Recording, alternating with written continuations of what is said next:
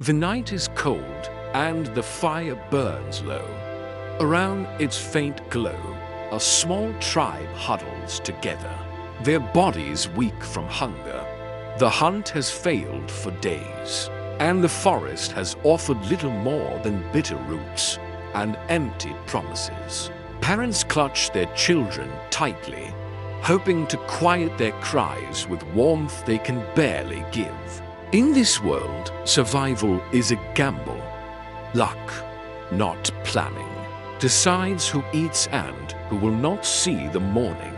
Across endless plains and dense forests, tribes moved with the herds, their lives tied to the rhythm of animals that never stayed in one place for long. The chase was brutal days of tracking footprints across frozen ground, or pushing through heat that cracked lips and burned skin. Storms could scatter prey, predators could stalk the hunters themselves, and exhaustion was constant. Yet everything depended on the kill. One successful hunt meant firelight feasts, laughter, and strength restored.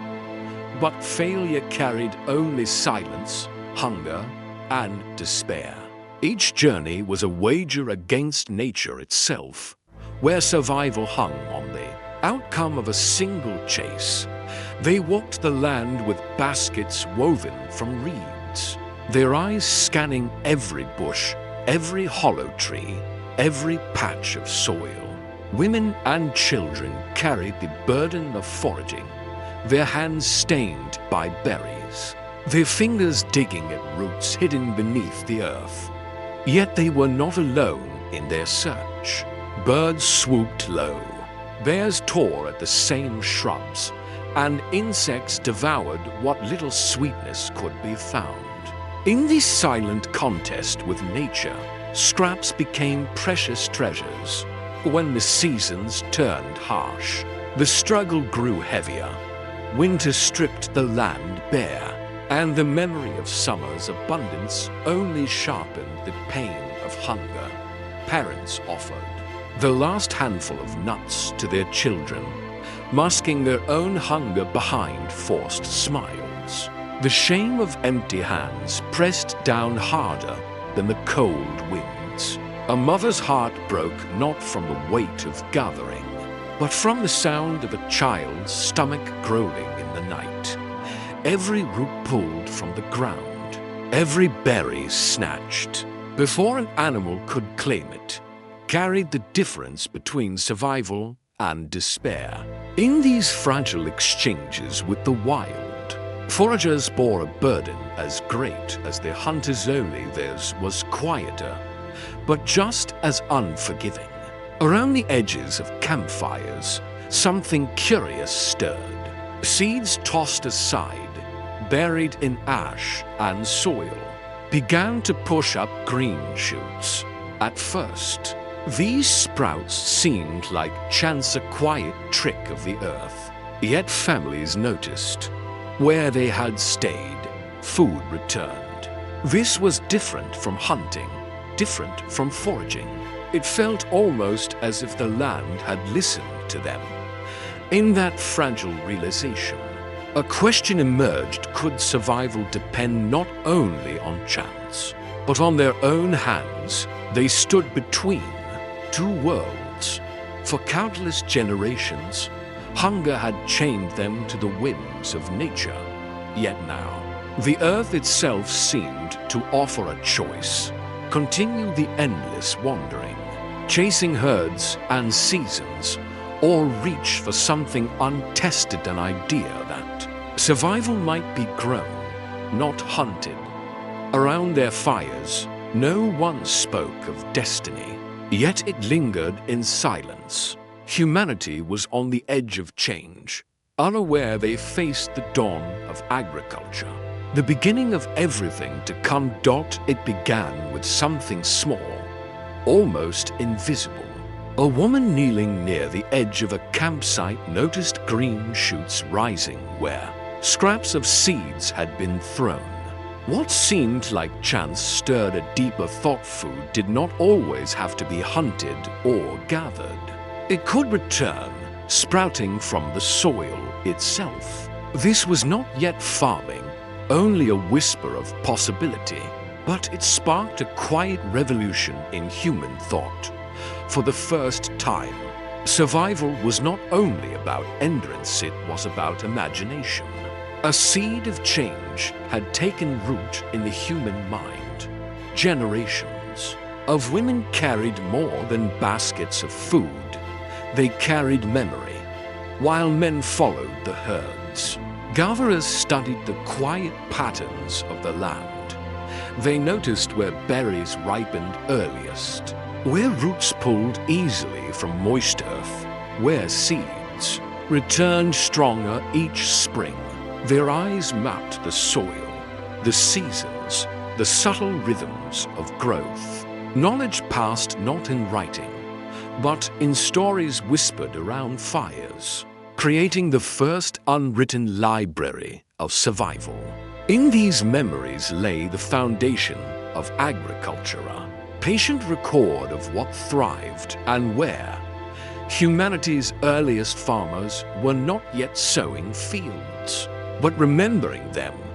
The first gardens were no triumph. Seeds pressed into soil vanished with sudden rains, their promise drowned in mud. Tender shoots that dared to rise were devoured by insects or flattened beneath wandering animals. What little survived seemed too fragile to sustain hungry families. Yet each loss carried a lesson. They tried again, adjusting where and when they planted, learning the patience of soil and season. Hunger drove them forward, but curiosity kept them returning. These fragile trials were not failures, they were experiments. From scattered efforts, the rhythm of farming slowly began to take shape, one season at a time. In the Fertile Crescent, where rivers carved life into the soil, a quiet revolution began. While stands of wheat and barley no longer remained just chance finds, families pressed their seeds into chosen ground, watching as harvests slowly became more predictable. Alongside these grasses came lentils, peas, and chickpeas, small, humble, crops that carried immense promise. Each planting was more than survival. It was control. The first time humans shaped nature to their will, no longer at the mercy of wandering herds or fleeting seasons. They discovered a path where food could be grown, guarded, and multiplied. The turning point had arrived. At last, the day arrived when hands cut through golden stalks and baskets overflowed for the first time. Families looked upon stores of food that would endure past the hunger of a single night. The harvest was more than grain, it was relief, pride, and the promise of tomorrow. Around the fire, bellies were full, and hope replaced fear. Farming was not yet their world, but the first harvest whispered of permanence, a future shaped by human choice, by the river's edge. Spears were leaned against the earth, no longer the only tools of survival. Families gathered reeds, clay, and branches, shaping the first fragile huts that rose beside fertile soil. The river promised more than water, it promised life renewed with each season. For the first time, people dared to remain, to build rather than wander. Children played in the shade of walls their parents had raised, while fields stretched nearby. With the quiet promise of food, humanity had taken its first step toward permanence, trading the chase for the hope of home. Along the banks of the Tigris, Euphrates, and Nile, life began to take root. Villages clustered near the rivers. There, Huts ringed by fields that now yielded more grain than a single family could consume. Surplus changed everything it fed larger groups, allowing families to dream beyond tomorrow's hunger. Storage pits were carved, clay pots fired, and simple plows pulled across the soil, binding people to the rhythm of seasons. With stability came new expressions, fireside rituals, the sharing of stories, and the first whispers of trade. Farming had given not just food, but the foundations of community and culture. In Jericho, stone walls rose against the desert wine fortifications built not by wandering hunters, but by people determined to defend what they had sown far away. In Catalhuk, homes pressed tightly against one another, entered through rooftops rather than streets, a maze of lives intertwined. Farming had bound people to their fields, and with it came responsibilities too heavy for individuals alone. Irrigation ditches required neighbors to labor side by side. Harvests had to be defended and shared. Survival no longer depended on scattered tribes, but on communities forged by cooperation, discipline, and the promise of a shared future. For the first time in human history, a child could grow up in the same home where their parents had once been children themselves. The walls of clay and timber held not only families, but memory stories etched into place rather than scattered with each migration. The old fear of hunger still lingered, but it was softened by the steady rhythm of harvests, by the grain stored safely for the seasons ahead. With roots in the soil came a new comfort, the hope that land could be inherited, that life could be planned. Belonging replaced wandering. Home had finally been born. Villages ceased to be shelters against hunger and became symbols of permanence. Grain fields stretched outward, binding people to the earth as surely as roots bound the crops themselves. With each harvest came stability. With stability came growth. And with growth came the spark of progress. Humanity was no longer adrift on the mercy of chance. It had anchored itself in soil and season. From these fields, survival transformed into thriving, and the first outlines of civilization began to take shape. A boy ties a wild goat near the campfire, its restless hooves striking the dirt. To him, it is simply captured prey, but without knowing, he has sparked a quiet revolution. Each day the goat remains, fear softens into familiarity, and dependence into trust. What began as survival becomes something deeper, the first thread of partnership. In that fragile bond, humanity stumbled upon an idea that would forever reshape its destiny. Animals could live beside people, not only fall beneath their spears. Beneath the glow of the hearth, the role of animals shifted from fleeting encounters to lifelong partnerships. Dogs, once fierce hunters at the edge of human fires, became guardians, their sharp senses warning of prowling predators in the night. Goats and sheep offered milk, a nourishment that could be gathered without ending a life. Pigs, once roaming the forests, became a source of steady meat. These creatures turned fear into familiarity, weaving themselves into the rhythm of farming villages, providers and protectors, shaping humanity's first steps towards stability. Wooden plows groaned through rich soil, pulled by oxen whose muscles lent strength beyond human hands. With each furrow, fields expanded, and what once demanded weeks of labor could now be tilled in days. Harvests grew heavier, more predictable, and the fragile rhythm of early farming steadied. Animals had become more than companions, they were engines of labor, multiplying human effort and transforming small gardens into sprawling fields. The partnership between human and beast reshaped agriculture, turning survival into a system, capable of sustaining communities and giving life a new, measured certainty. Villages that learned to manage herds found themselves transformed. Goats, sheep, and cattle were more than food, they were wealth, status, and leverage. Herds could be traded for goods, defended against rivals, or, in darker moments, stolen. Introducing new pressures and strategies, communities with animals prospered, their fields richer, their granaries fuller, and their influence spreading across the landscape.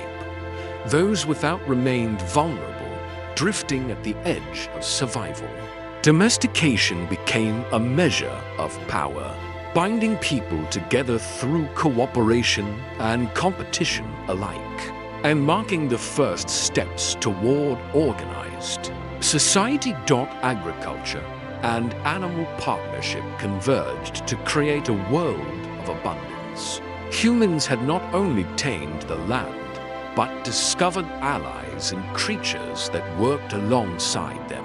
From the warmth of wool to the nourishment of milk and the strength of muscle, these animals transformed survival into progress. No longer adversaries, they became companions in shaping the future of civilization. Farming brought humanity a double-edged gift. It spared people from the constant uncertainty of the hunt, offering grains and vegetables that promised meals beyond the whim of chance. Yet this security came with relentless toilbacks, bent over soil, hands cracked by labor, and muscles screaming from the rhythm of planting and harvesting. Each season demanded sweat and sacrifice. Survival was no longer left to luck, but it had a price. The very act of taming the land became both salvation and burden, shaping the daily life of the first farmers. As harvests grew, so did the villages, and with them, the first signs of social complexity. Families crowded together near fertile fields, and what once had been shared survival now sparked disputes over land and resources. Some individuals controlled the granaries, while others labored endlessly in the fields. Hierarchies emerged alongside abundance, and the seeds of inequality were planted in the same soil that promised nourishment. Farming had freed humanity from hunger, but it also introduced a new struggle balancing plenty with fairness in an expanding world. With the stability of farming came both promise and peril. Time freed from constant survival allowed people to create art, celebrate rituals, and recognize leaders, shaping the first threads of culture.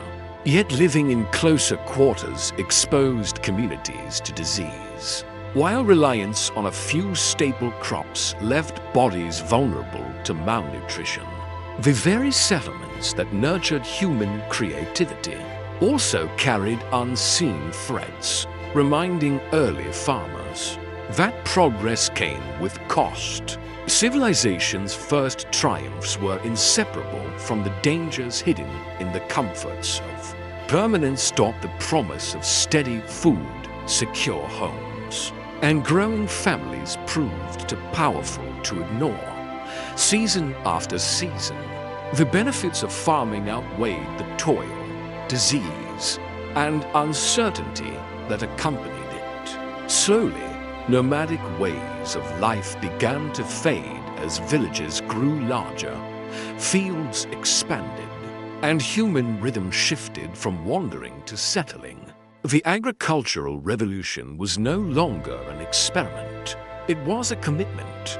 Humanity had stepped onto a path that offered stability and progress, yet one from which there would be no turning back. Humanity had crossed a threshold, stepping into permanence for the first time. Stone tools had guided hands that sowed the first fields of grain, turning fragile gardens into the foundation of villages.